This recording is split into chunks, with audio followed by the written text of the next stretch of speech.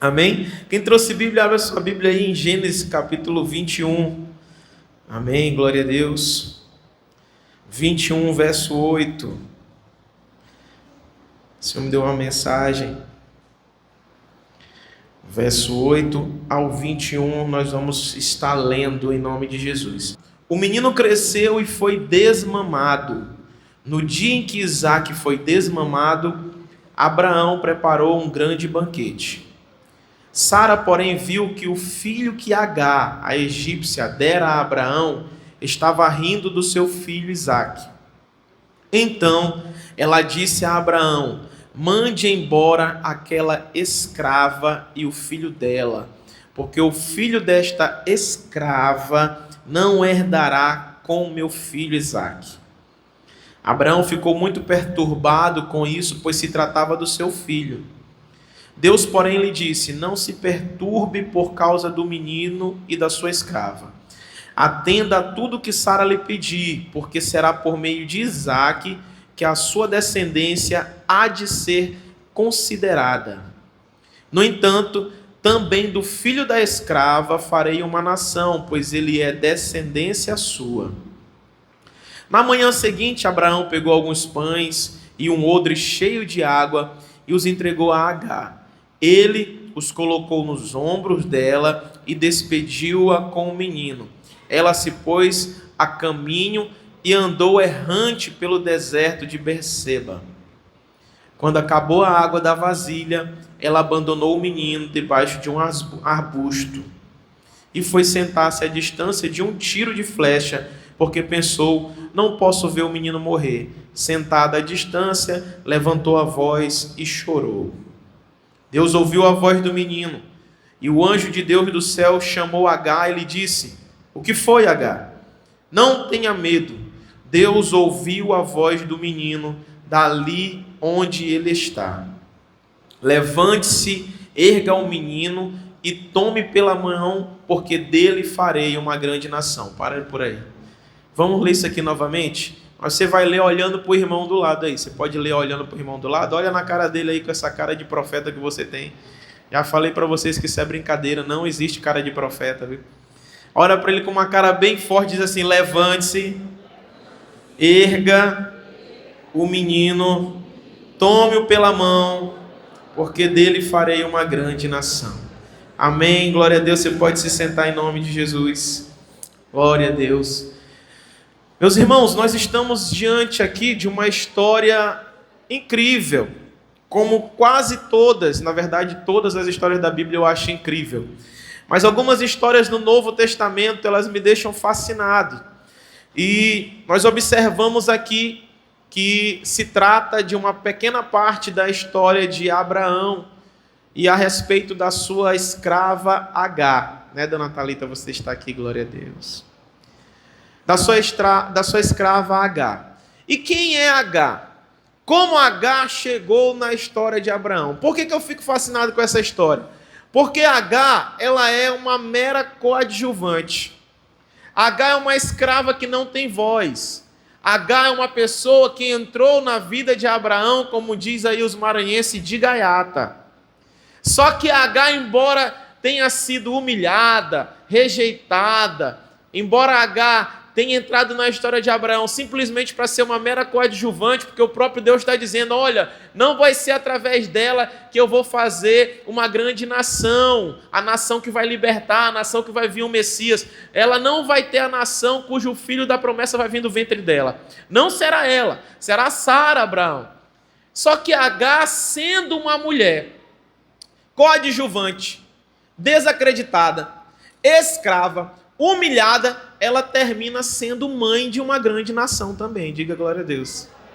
De humilhada, de escrava, de renegada, ela se torna mãe de uma grande nação. Por quê? Porque Deus faz uma promessa a Abraão, dizendo que toda a descendência de Abraão seria grande. E aí Deus fala para Abraão: Abraão, fica tranquilo, não fique com pena muito do menino nem da escrava. Sabe por quê? Porque ele é tua semente, tem uma palavra sobre a tua vida, eu farei dele também uma grande nação. E Ismael se tornou uma grande nação. Todo o povo árabe veio de Ismael. todo o povo árabe é descendente de Ismael. Mas como que isso aconteceu? Como Agar entrou nessa história? Bom, meus irmãos, nós sabemos que Abraão é o pai da fé. Considerado pai na fé por quê? Porque, historicamente, é a primeira pessoa a qual Deus falou. É a primeira pessoa após a queda que Deus procura para a gente estar ali, para Deus fazer ali o seu plano de redenção com o seu povo, com a humanidade.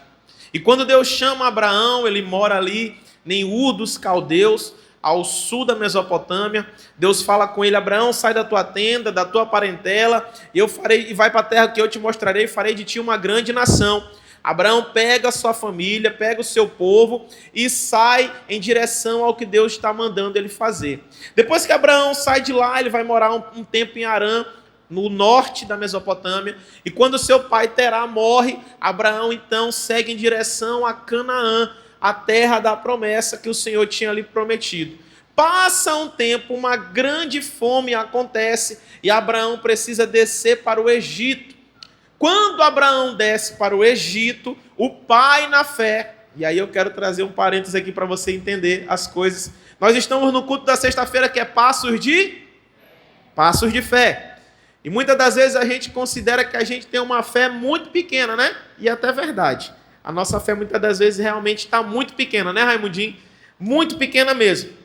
Só que a fé é uma construção. É uma construção de relacionamento com Deus, é uma construção de conhecimento de Deus, e a partir do momento que nós conhecemos mais a Deus, nós passamos a ter mais fé nele. Por quê? Porque nós passamos a conhecê-lo como ele é. E é o que acontece com Abraão, porque Abraão é chamado de pai na fé, mas uma das suas atitudes, primeira, é não ter fé. Apesar de sair com coragem para a terra de um Deus que ele não conhecia até então, quando ele chega no Egito, é como se ele tratasse Deus como fraco. Por quê, pastor? Porque ele chega no Egito mentindo. Quando ele entra no Egito, ele mente para Faraó quando é perguntado quem era aquela mulher, com medo de morrer, porque Sara era muito bonita, muito linda Sara. O pessoal olhava a Sara, nossa, que mulher linda. Aí o que acontece? Abraão diz assim: não é minha mulher não, é minha irmã. Olha só, alguém que tem fé vai mentir com medo de morrer? Alguém que tem fé vai se posicionar trazendo maldição para outra pessoa mentindo? Pois é, o pai da fé que a gente considera hoje, que a Bíblia cita isso também, dizendo que ele é um dos heróis da fé, o pai na fé não teve fé. O pai na fé fraquejou na fé. O que você quer dizer com isso, pastor? A fé é construída. Ninguém começa fervoroso desde o começo. Ninguém tem uma vida de fé assim absurda. Tem dia que a gente está matando leão, tem dia que a gente está correndo do gato. Tem dia que a gente está destruindo 30 leões e tem dia que o leão nem runiu, ele está dormindo e você está querendo correr. E ele de costa para você.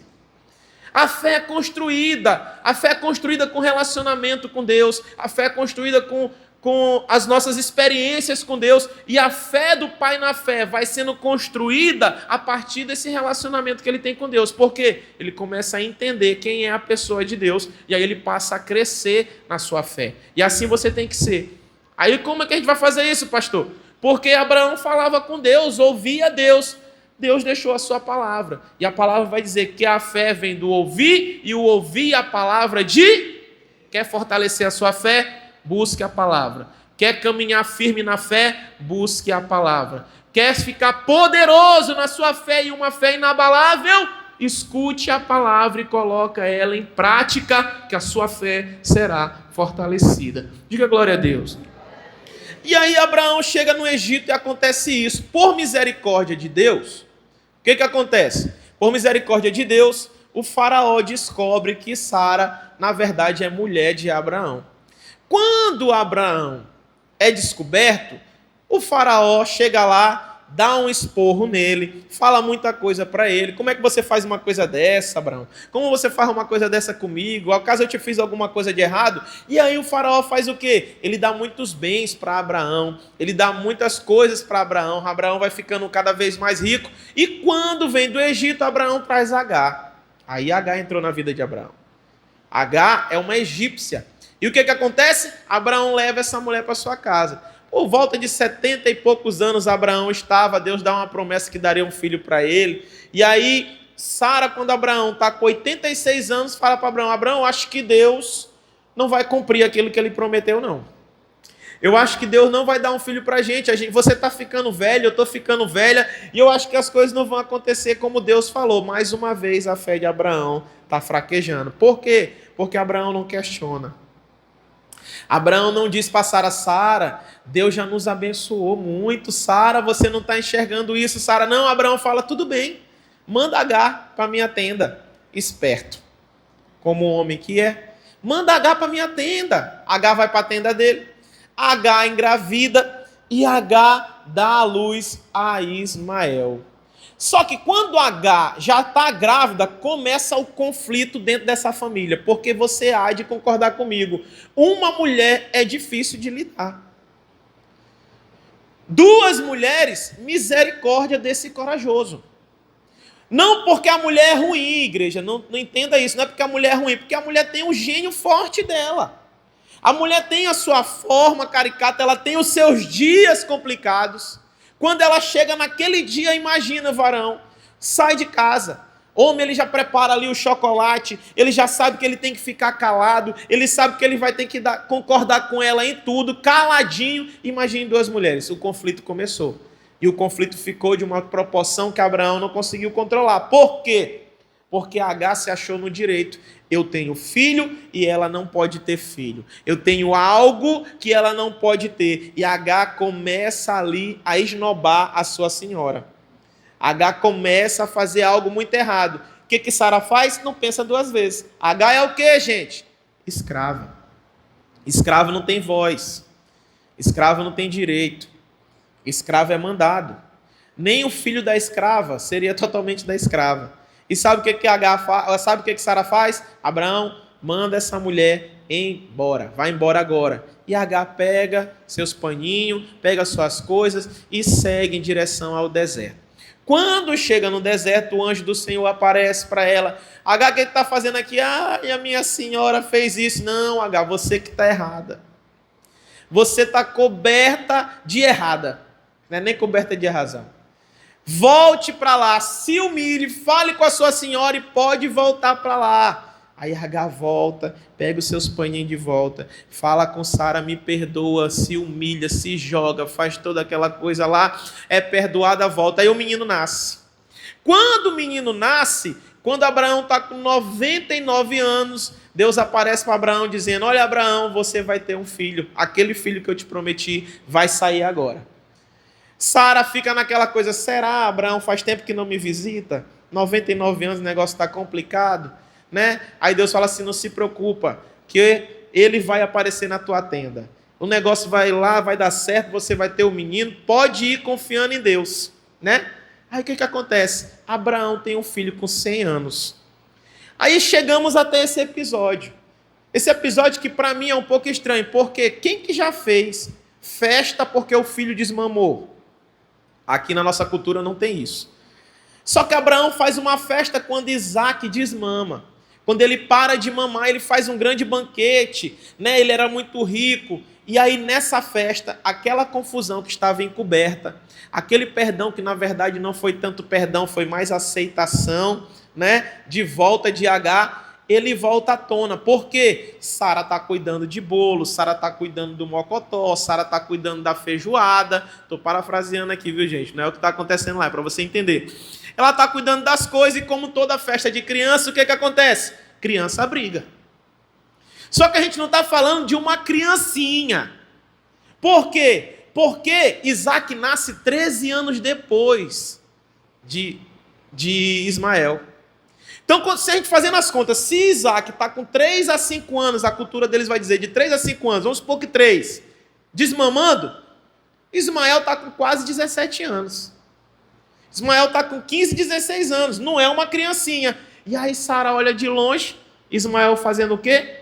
Tirando onda com a cara do seu filho. E mães, você há de concordar, mexa em todo mundo, mas não mexa com os filhos dessa mulher. Nem o pai pode mexer nos filhos dessas mulheres. Ela pode bater, ela pode fazer o que for. Se o pai for um pouquinho mais rude, ela fala, epa, não é assim também. Não é assim. Aí você fala, olha, eu não me meto na sua vez. Não, mas também você foi muito rude com o filho. Então a mãe entrou ali em Sara, aquele instinto de leoa, e fala assim, olha. Aí o clima ficou pesado. Em uma festa, o ambiente familiar, todo mundo junto, a confusão ficou armada. Ela vira para ele e fala assim, manda essa escrava. Ela não chamou pelo nome. Mande essa escrava, o filho dessa escrava, embora agora. Eu não quero que ele tenha parte na herança com o meu filho Isaac. Manda essa escrava embora agora. Gente, pensa numa humilhação. Pensa numa coisa doída que a Agar passou agora. Sara está colocando ela de lado como se ela nunca existisse. Sara está falando de uma forma que ela jogou essa mulher no lixo. Olha, você não vale nada, você é uma escrava. Sabe aquelas humilhações que a gente passa? Quem já passou certo tipo de humilhação sabe como é que é doído. A pessoa virar na tua cara, tu não vale nada. Tu não serve para nada. Tu não vai dar em nada. Eu estou sendo aqui até educado. Tem gente que faz muito pior que eu já ouvi.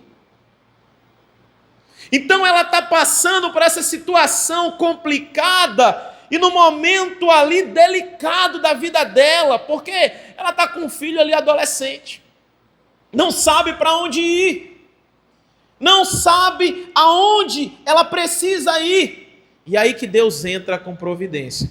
Porque Deus fala para Abraão fica angustiado porque é o filho dele, e Deus fala para ele, Abraão, fica tranquilo, não fica atormentado por conta da criança, eu farei dele também uma grande nação por causa da semente, da tua semente.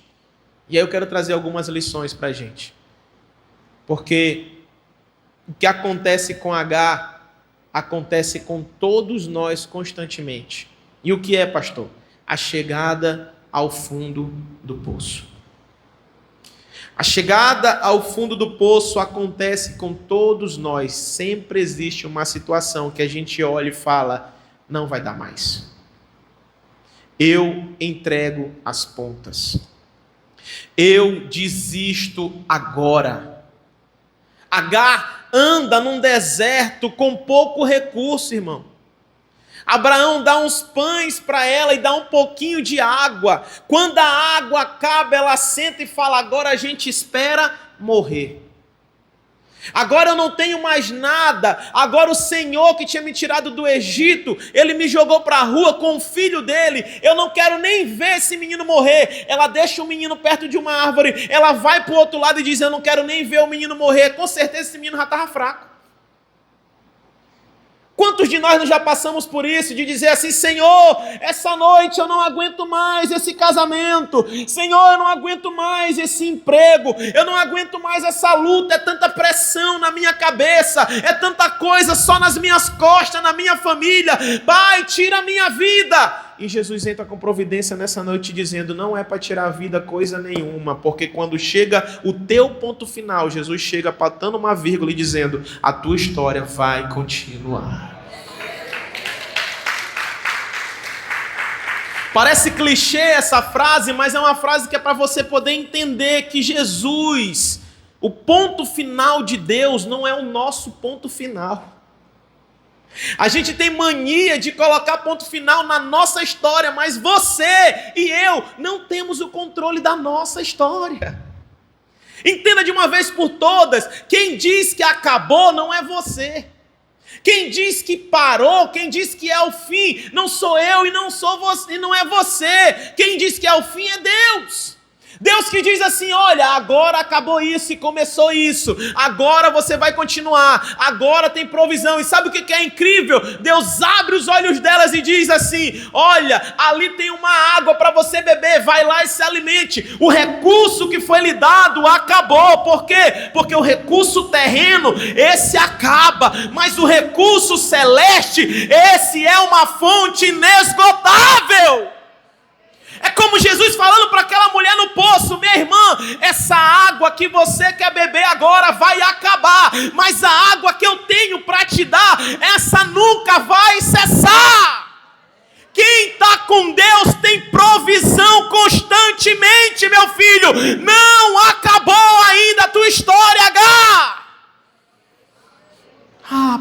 pastor, eu precisava ouvir isso. Eu falei, eu também.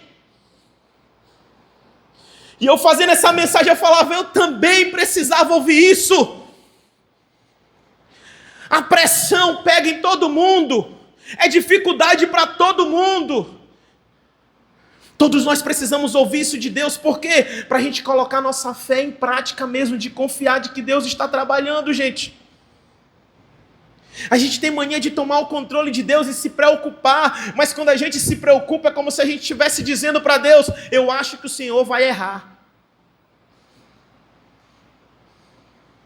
Quem acha que Deus pode errar aqui na nossa vida, gente? Ninguém? Então por que você se preocupa tanto?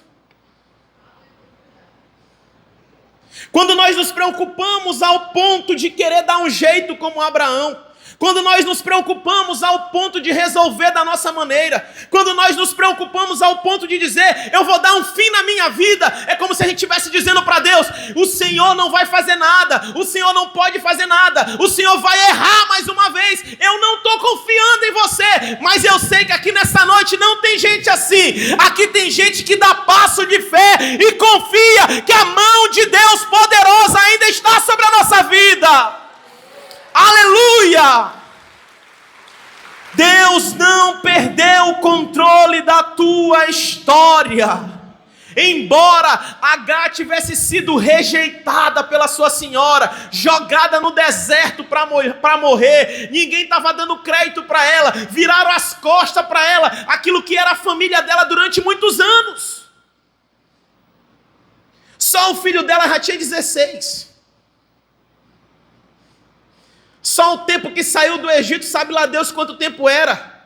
Imagine viver o tempo todo do lado de uma situação, o tempo todo dependendo de uma coisa, e de repente essa coisa que te supria vira as costas para você. E apesar dessa coisa ter rejeitado ela, apesar dos recursos humanos ter virado as costas para ela, Deus falando com ela como se ele dissesse, eu não vou te rejeitar, porque eu tenho bênção para a tua vida também, Agar. De rejeitada você também vai ser mãe de uma grande nação. De rejeitada do teu filho também virá uma nação poderosa. E aí Agar ouve o anjo falar. E a primeira coisa que a gente ouve quando o anjo fala para ela, Agar, o que foi que aconteceu? Meu irmão, é como se o anjo estivesse dizendo para Agar, lá na tua casa tu era escravo e não tinha o que falar. Lá na casa de Sara, tu tinha que ficar calada e ir embora, porque tu era escrava. Aqui, na presença de Deus, a misericórdia dele, você pode falar que ele escuta. Você pode orar que ele está te ouvindo. Você pode continuar apelando para Deus, porque ele tem escutado a tua voz. Agora, sabe o que é estranho aqui e incrível ao mesmo tempo? É que Agar está chorando, ela não está orando. O menino ficou lá chorando também. Aí eu me lembro de Romanos capítulo 8, verso 26, se não me engano, que o Espírito Santo entra em ação na nossa vida nesses momentos. Sabe aquela noite que tu se ajoelha e começa a chorar daquele jeito tão bonito que só você sabe na tua casa? Aquele jeito que o catarro até desce. O Espírito Santo está só escrevendo lá. Como o salmista vai dizer, está guardando as nossas lágrimas. Guardando as nossas petições. O Senhor entende até o teu choro. O Espírito Santo intercede pela tua vida com gemidos inexprimíveis. Tem dia que você não vai orar. Se você chorar, o Senhor está entendendo. Até o teu choro o Senhor entende. Até o teu gemido, até o teu, oh Jesus. Ele sabe. Deus conhece. Deus te ouve. Deus está te vendo. Deus está te enxergando. Sabe o que o anjo disse para ela? O Senhor ouviu o menino lá da onde ele estava. Não importa o lugar, Deus vai escutar e também sabe aonde você se encontra. Sabe a tua situação, sabe a complicação, sabe a história que você está inserido. Tudo Deus sabe e ele não perde o controle em momento nenhum. O que para Sara parecia ser, findou a história dessa mulher aqui na nossa vida. Acabou. Para Israel ela não vai mais viver. Aqui acabou essa história de Agar. Deus estava falando, não, o deserto que tu mandou Agar é o lugar onde eu vou formar um grande arqueiro para ser filho, pai de uma grande nação também. Sabe o que a Bíblia vai dizer? Que ele se torna um arqueiro. E a Bíblia vai dizer que ele habita no deserto. Aí a gente quebra algumas coisas aqui, que até eu já falei muito nisso. Que deserto não é lugar de habitação de crente. Mas se Deus quiser que você habite no deserto e sobreviva, Deus pode fazer isso também. Diga glória a Deus, irmão. Ninguém quer habitar no deserto. Eu entendo, todo mundo quer entrar em Canaã. Só que a gente vê aqui que Ismael habita no deserto. A Bíblia está dizendo, ele habita no deserto e ele prospera nesse deserto. Ele vive bem no deserto. Meu irmão, tempos fáceis tornam homens fracos. Já ouviu isso? Tempos fáceis tornam homens fracos. Tempos difíceis tornam homens fortes. Todo mundo que é jogado no deserto, ele consegue sobreviver com a bonança e com o tempo de dificuldade tranquilamente. Aí a gente pode dizer que nem Paulo. Por quê? Porque Paulo, eu já tive muito, já tive pouco, já sei o que é isso, e eu posso todas as coisas daquele que me fortalece. Ele não está falando a respeito de tu poder sair fazendo tudo adoidado na sua vida. Ele está falando a respeito de suportar. Suportar as coisas. Quem já passou por tudo nessa vida, já comeu pirão todo dia de manhã, farinha no café. Hoje em dia, farinha no café para a pessoa já é normal, porque dali é coisa gourmet. Por quê? Teve uma infância difícil. Meu avô, Raimundinho do interior, vai entender. Talvez algumas pessoas não passaram por isso. Eu também boto farinha no café porque eu gosto disso, virou gourmet agora. Porque no momento de dificuldade, aquilo dali era a única coisa que tu tinha. Depois, você falou assim, rapaz, eu me lembro daquela época, e agora até gostoso é, rapaz, eu posso voltar se precisar. Por quê? Você foi forjado na dificuldade. E tem gente que consegue, meu irmão, apesar de pregar e muito dizer porque a vida tem que ser só bonança, a vida tem que ser sair do deserto, a vida tem que... Você pode conviver no deserto com Jesus. Se Jesus não estiver com você, desista. Mas se Jesus estiver com você, vai florescer coisa no deserto, vai ter fonte de água no deserto, você vai virar uma grande nação no deserto e você nem vai sentir mais o deserto. Sabe por quê? Porque Jesus vai estar contigo. Jesus é a nuvem de dia, Jesus é o quê? A coluna de fogo na noite. Jesus é o suficiente para a gente passar por qualquer prova. Então, o importante não é aonde você está, mas se Jesus está contigo. Não importa se é no deserto ou se é em Canaã, porque se você estiver em Canaã e Jesus não estiver com você, é treva na sua vida. Agora, se eu estiver no deserto, na pior, nas visões do homem, e Jesus estiver comigo, meu irmão, eu dou glória a Deus, porque a presença de Jesus é tudo que importa. Aleluia! Porque às vezes a gente fica nessa também. Não, porque eu preciso é morar no Renascença. Meu amigo, tu pode morar no Coroado. E a tua casa vai ser uma bênção. Tu pode morar lá dentro, perto do Morro do Zé Bombom, lá onde Gabriel mora. E tua casa vai ser uma bênção. Você entra, você vai visitar algumas casas, você percebe o que é verdadeiramente riqueza. E não tem nada a ver com dinheiro. Toda quinta-feira eu vou visitar uma casa. Estou tirando isso. A agenda está lotada praticamente quase o ano todo. Eu abri isso na igreja, estou indo. Eu fui agora aqui na Rua Dagmar, aqui no bairro de Fátima. Casa simples, povo abençoado, conversamos, tomamos um caldo de ovos, oração, povo ali sedento. Riqueza! Eu vou ali na casa da Bruna, da Cássia, chego lá, a gente conversa, fica junto, a gente almoça. Aí eu ia na casa do Raimundinho comer um fígado na calçada de casa. E a gente ficava bem, feliz. Por quê? Porque a gente tem Jesus, gente. Isso é riqueza. O maior tesouro que o mundo pode ter é a presença de Deus na sua vida. E aí não vai importar o que você está passando. Você vai dizer, hoje eu estou com pouco dinheiro, amanhã eu posso estar com mais, mas eu estou com Jesus e eu estou bem, glória a Deus, aleluia, aleluia, glória a Deus.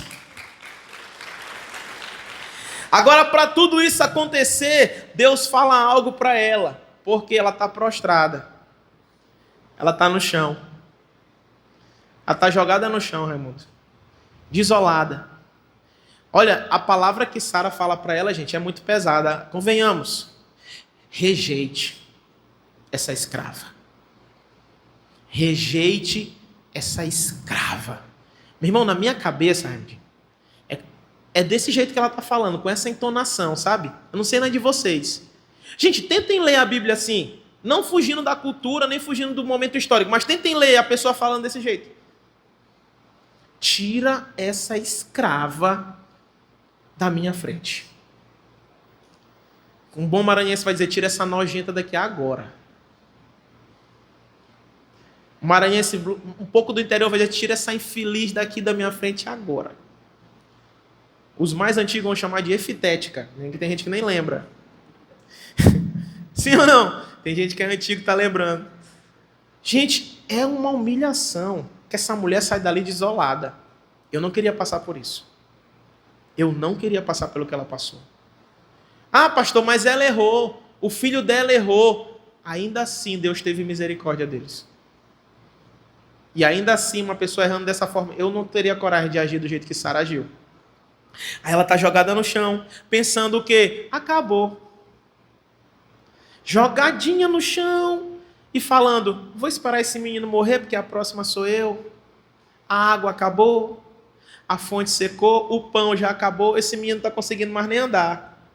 Porque o menino de 16 anos, a mãe vai lá para o outro lado, vai deixar ele lá para morrer, com certeza ele estava ruim.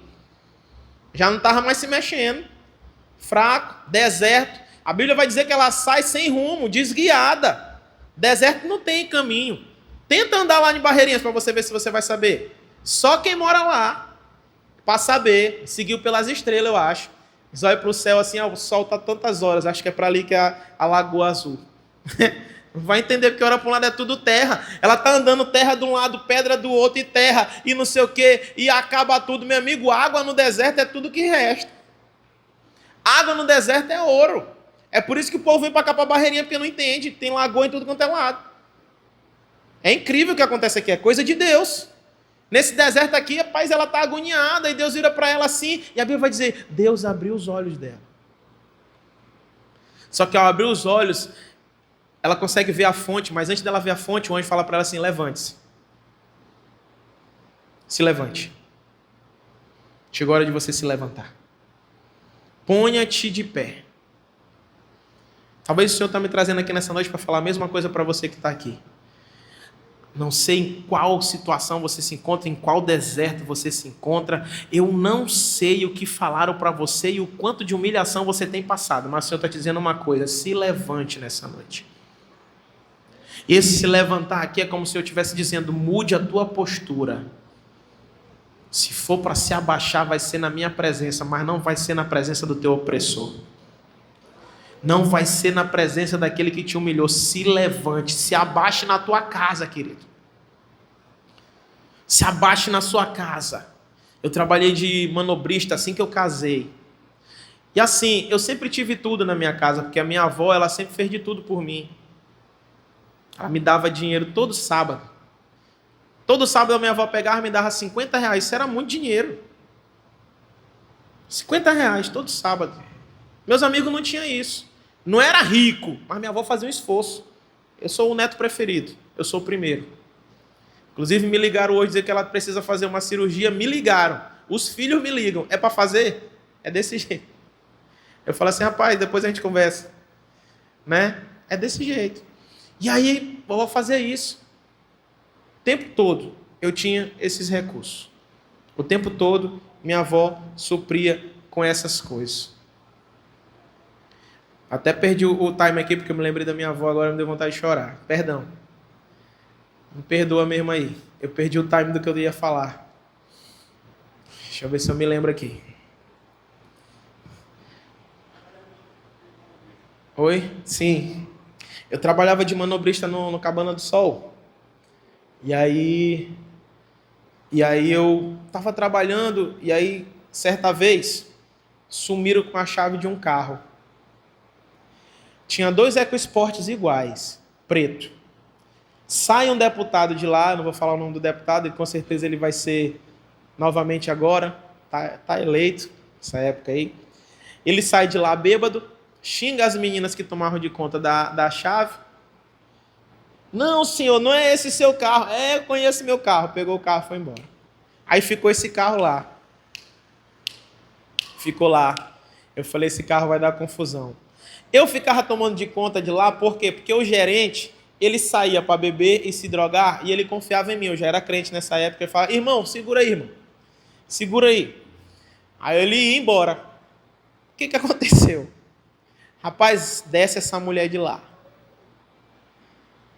Quando ela olha, o único carro no pátio do Cabana do Sol, ali da litorânea, você sabe, né? É do lado do estacionamento e aí tinha outro lá na frente. Ela olha e fala, esse carro não é meu. Eu sabia. Esse carro não é meu. Cara, meu Deus do céu. Essa mulher só me chamou de lindo. Lindo. Cara, eu fui tão humilhado naquele dia. Eu nunca tinha passado por isso na minha vida. Eu estava recém-casado. Minha mulher grávida. E eu tinha que trabalhar de tudo, porque eu tinha que mudar a minha vida. Minha avó não ia sustentar eu e minha família. Mudou as coisas. E aí eu ouvi aquilo dali, doeu no meu coração. Cara, eu saí dali mesmo, humilhado mesmo. Essa mulher rica, né, e tal, e falou tanto.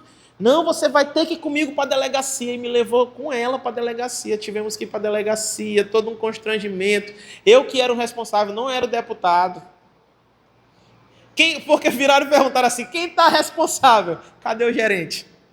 O gerente tinha saído bêbado. Não, é esse daqui que está responsável. Lá vai o responsável. Aí eu saí de lá naquele dia e falei assim, eu não volto mais amanhã. Porque eu não vou ficar sendo humilhado aqui. Meu irmão, então eu falo assim porque eu tenho certeza que você passou por situações muito mais complicadas. Porque tem coisas aqui que eu não posso falar, que ela falou, né? E você também já passou por isso, talvez na sua casa, com a sua mãe. Talvez você mora com uma tia, já morou com uma tia. Talvez você passe isso até com seu marido que não te respeita. Você passa isso com um tio, com alguma coisa, ou então no teu emprego, que tem um patrão que não leva a sério, que não é um cara sério para estar falando direito as coisas. Mas essa mensagem é para você que tem passado por isso e talvez sentou que nem H e disse assim, eu não quero mais. O Senhor está dizendo, levante-se. Levante-se. Abra os seus olhos. Essa fonte que cessou aqui, que os homens te deram, ela já acabou. Mas creia que eu sou um Deus que eu posso gerar outra fonte para você. E se for no deserto, eu posso até criar um poço de água para você se alimentar. Mas a provisão com Deus não vai faltar.